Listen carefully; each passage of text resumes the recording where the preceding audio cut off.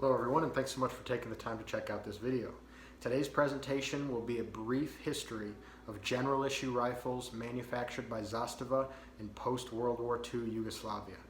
While ultimately this presentation will be rather superficial in nature, my hope is to offer a reasonably entertaining and informative mix of historical context and reference collection pieces. Serious enthusiasts of Yugoslavian small arms are unlikely to learn a tremendous amount from this particular video, but I'd like to think that those with a more casual interest will stand to gain a bit of knowledge, and those totally new to this genre might find their curiosity sparked. I will offer a brief disclaimer in saying that the more videos I release, the more I am acutely aware of the mistakes I make and the gaps in my own knowledge. While potentially a bit embarrassing, this is ultimately a really valuable experience for me because I'm learning more quickly than I would if I wasn't making videos. And at the end of the day, learning is what this is all about, so I'm going to write it off as a net gain. With that in mind, if you notice a significant mistake in this video, please leave a comment clarifying and I will pin your comment to the top so that all guests on this channel, myself included, can access the most accurate information available. Without further ado, let's briefly brush up on our history of Yugoslavia. For those who are not aware, Yugoslavia was a country which existed in the northwest quadrant of the Balkan Peninsula from 1918 to 1992. It was a conglomerate of otherwise distinct southern Slavic peoples who had historically lived under the rulership of neighboring empires, specifically the Ottoman Empire and the Austro-Hungarian Empire. In fact, it's worth noting that Yugoslavia quite literally means South Slavia, or Southern Slavic lands. From 1918 to 1941, Yugoslavia was organized as a fairly traditional European monarchy ruled by Serbian royalty. In 1941, the Kingdom of Yugoslavia was invaded by Nazi-led Axis powers, and the country fell in only 11 days. The established government fled into exile, and a huge percentage of the Yugoslavian armed forces were taken as prisoners of war. For the Southern Slavic people, however, having only recently tasted self-governance after centuries of foreign control, this new occupation was most unwelcome indeed, and their government's defeat did not mark the end of armed resistance. Under the leadership of a vehemently communist veteran of the First World War and the Russian Revolution, the Yugoslavian civilian populace mounted one of the most successful insurgent campaigns in history, and what started as a small guerrilla force rapidly grew into what amounted to a conventional military power, 52 divisions strong. The National Liberation Army and partisan detachments of Yugoslavia, under the leadership of Josip Broz Tito, fought tooth and nail to retake their country from fascist clutches, and with the help of the Soviet Red Army, ultimately drove the Nazis off every inch of Yugoslavian soil. Following this hard-earned victory, the royal government in exile formally recognized Tito and his communist cohort as the rightful leaders of Yugoslavia, and the Socialist Federal Republic of Yugoslavia was born in 1945. This is, of course, where we can begin to look at the small arms, beginning with the Mauser family. Unsurprisingly, given the context I've just laid out, the new Yugoslavian regime had no shortage of Mausers in their possession. Most predominantly, they had German-made Karabiner 98 Kurz and the Czechoslovakian CZ-24, as well as their own indigenously produced pre-war M1924s. Additionally, Yugoslavia now had a surplus of the 7.92 by 57 millimeter ammunition used by all three weapon systems, so it made great financial sense to immediately standardize around this platform and cartridge, at least initially. This is when we turn our attention to a little factory in Kragujevac, Serbia, known as Preduzeće 44, or Company 44. Company 44 seems to have been a subsidiary of the legendary Serbian arms manufacturer Zastava, which even then had a track record going back a century. That particular company began a comprehensive but highly cost-efficient ordeal of refurbishing and modifying their smattering of Mauser pattern rifles, such that they could conform to a single basic standard that could be issued and trained upon interchangeably.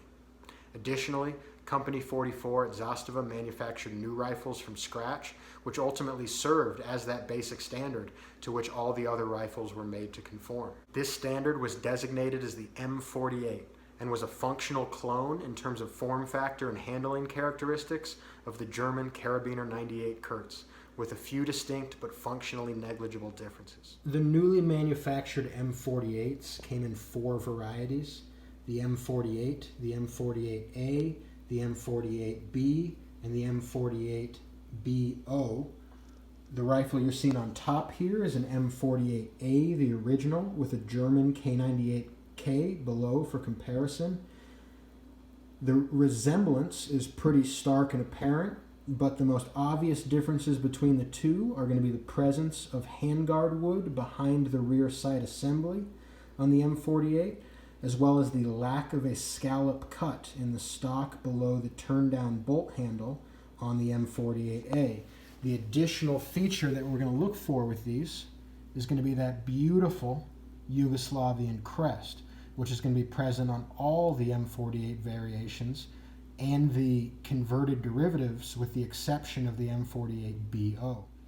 Another subtle difference between these two rifles, which is not apparent to the naked eye, is going to be the fact that the M48 action is actually a 1/4 inch shorter than the K98 action. So while from a soldier's perspective these weapons are functionally interchangeable, they do not share full parts compatibility, which I'm sure brought great frustration to Yugoslavian armorers and maintainers. In addition to the obvious M48 marking, the M48 can be distinguished from the later letter variants based on the presence of fully milled components, which is very traditional as far as 8mm Mauser patterns are concerned. The M48A is appropriately marked as such and includes some stamped components which had previously been milled. The M48B is rather confusingly also marked M48A, but it is distinguished from true M48As because it has a higher still number of stamped parts, the most obvious being the trigger guard. Finally, the M48BO has no crest or model designation marked, and I've been led to believe that these were intended for export. However, that easily could be a rumor. We've now added this middle rifle, which is a Yugoslavian M24 47, which is an earlier Yugoslavian M1924 Mauser, which has been refurbished to meet the M48 standards and dimensions.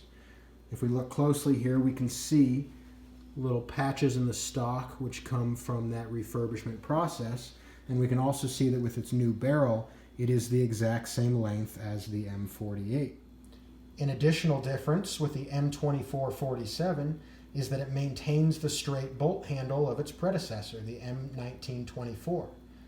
As a personal note, I will say that I actually greatly prefer straight bolt handles on 1898 pattern Mausers due to the force of the cock-on-open action. That said, it's a personal preference and your mileage may vary. Rifles which I currently don't have examples of in my possession, but I do have experience with, are the M98 48 and the M24 52C, which are conversions of the German Karabiner 98 Kurz and the Czechoslovakian CZ24 respectively. Do remember that in addition to German troops, many Czechoslovak troops fought for the Axis, and many used their own indigenously produced rifles as they were already compatible with German ammunition and stripper clips. These Czechoslovak rifles, just like their German counterparts, were captured in Yugoslavia. Obviously, from a Yugoslavian infantry perspective, this series of manually operated Mauser pattern rifles was pretty much obsolete upon adoption, but it's still very cool history, a great niche for collectors, and some of them did see continued service in a sniper role. Not to mention informal service later on among less organized and less well-financed units. It should be mentioned that around this time, the Yugoslavians also took some Soviet-made M44 carbines into inventory, and the Yugoslavian ones can be distinguished by a 1 TRZ marking embossed in the stock. This particular example is Soviet and does not have that marking, but this is approximately where you would see that mark. 1 TRZ stands for Techniki Remontni Zavod. I apologize, I'm sure I butchered that. Or Technical Overhauling Institute number 1. Anytime you see TRZ in a stock, that means that weapon has been refurbished in Yugoslavia. That said, the M44 saw very little use in Yugoslavia, and the weaponry of their Soviet allies didn't see substantial adoption until they received the data and licensing necessary to produce the SKS 45 pattern in 1959. Originally designated as the PAP M59 or Polapovka M59, the first iterations of the Yugo SKS pattern were essentially perfectly made clones of the Soviet SKS 45, with the only exception being the lack of a chrome-lined barrel. Much has been made of this in collector circles, with many popular yet widely debunked explanations as to why the Yugoslavians forsook this generally well-regarded feature. However, it seems the most accurate explanation is quite simply that the Yugoslavians didn't consider this to be a necessary expense, despite their notoriously persistent use of potassium chloride-based cartridge primers. I may address this in greater depth in a future video, but for now we will just leave it at that. While there are absolutely no shortage of corroded and neglected M59 series bores on the U.S. civilian market, I haven't read any compelling accounts of this being a real issue in Yugoslavian military service. These rifles were issued with cleaning kits, and it seems that the soldiers may have even been trained to use them. The M59 was replaced in 1966 by the PAP M59/66, which incorporated a 22mm rifle grenade launching muzzle device and all other features necessary to optimize rifle grenade launching capability, such as a mechanical gas cutoff, a ladder sight assembly, and a rubber recoil-reducing butt pad. The M59/66 itself was quickly replaced with the most common Yugoslavian SKS pattern variant of all, which is what you see here below, the M59/66A1, which incorporated night sights illuminated by phosphor or later tritium. These Yugoslavian SKS pattern carbines, affectionately known as Papovkas, have gained a positive reputation among non-state actors and irregular forces worldwide, as they added anti-armor and low-light capability to a weapon already renowned for its compatibility with the widely popular Maoist doctrine of guerrilla warfare. Finally, the M59/66A1 was complemented and ultimately replaced in Yugoslavian service by the AP or Automatska Pushka M70 assault rifle, a derivative of the Soviet Kalashnikov. Unlike their SKS pattern copies, however, the Yugoslavian Kalashnikov family was built without license from the Soviet Union and was actually reverse engineered from captured AKs, the first of which were received from Albanian defectors in the early 1960s. I'll take a brief moment to acknowledge the scope of Zastava's accomplishment here, as I do think that many people vastly underestimate the difficulty of reverse engineering a weapon. Many Americans, especially American service members who have encountered Khyber Pass knockoff weapons, may be under the impression that cloning a weapon is relatively easy. After all, if a Pakistani goat herder can build a functioning AK over a cooking fire, how hard can it really be for a national arms company like Zastava? Actually, it's way harder than you might think. The issue is that when you're doing one-off production, you have the ability to hand-fit parts, which is time-consuming, but ultimately affords a great degree of flexibility in terms of part dimensions. All you need is a single example to copy, and if you have the materials and skill of craftsmanship, you can replicate it. When mass-producing something, on the other hand, you don't just need a single example or even a warehouse full of examples. You need a technical data package, which gives you the tolerance range for every single part, such that it can be efficiently and effectively produced on a mass scale. Yugoslavia had to develop their TDP from scratch, using a combination of different generations of AKs from a variety of different manufacturers, and they succeeded. The diversity of reference points that Zastava was drawing from is one of the reasons why there are a wide range of M70 models, and ultimately why they have developed unique features that are purely their own, often weaving together features of Type 3 milled AKs, AKMs, and even RPK light machine guns. The example you're seeing here is actually a modern production Zastava ZPAP M70, which I've configured to better approximate the historical AP M70, specifically the B1 variant. As hopefully viewers are aware, Yugoslavia experienced a brutal civil war following the collapse of the Soviet Union in 1991 and ultimately broke up into 5 independent nations, which are Bosnia and Herzegovina, Croatia, North Macedonia, Montenegro, and Serbia.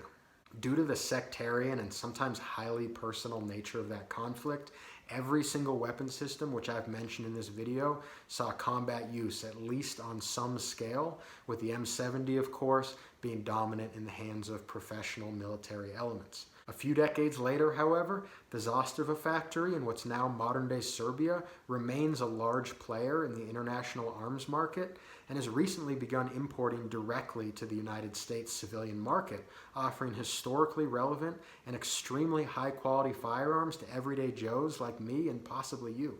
I think that's really cool when we can connect to the past directly with a 70-year-old rifle like this and with a 1-year-old rifle like that ultimately have the same heritage, the same lineage, and the same history.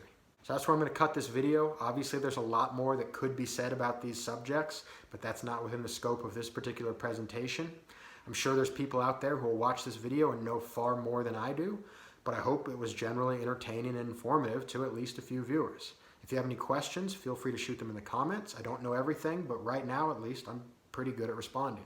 If you watch this video and you heard me make a mistake and you know that I made a mistake, I would humbly request that instead of calling me an idiot and doing the normal YouTube thing, just as long as there's a modicum of basic human dignity in there, correct me and help me increase my own knowledge on a subject which I find great joy in learning about.